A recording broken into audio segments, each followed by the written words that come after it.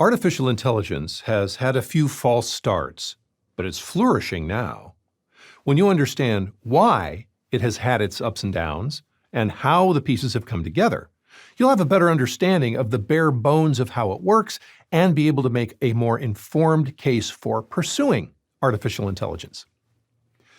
Alan Turing published a paper back in 1950 called Computing Machinery and Intelligence. And it was all theory. If computers could run fast enough and if there was enough data, then maybe the math would work like this.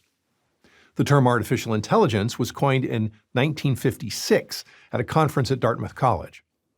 Between then and the mid-1970s, venture capital was thrown at artificial intelligence.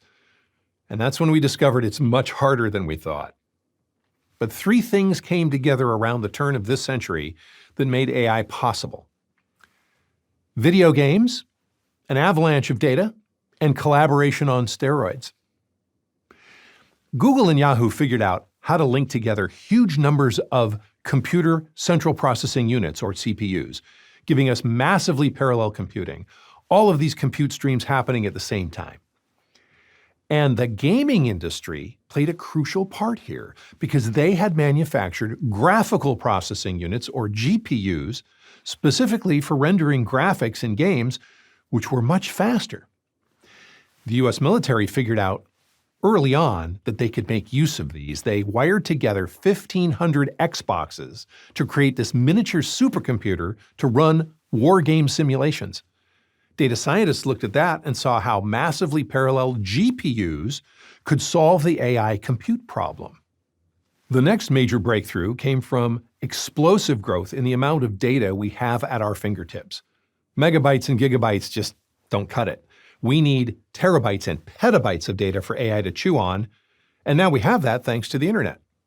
The internet also gave us giant leaps forward in online data storage, the cloud.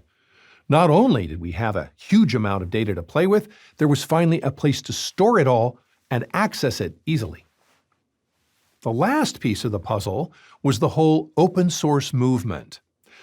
When software is published openly, everyone can make improvements, speeding the process. Because of the open source philosophy, the majority of research into AI has been freely published for everybody to study and improve.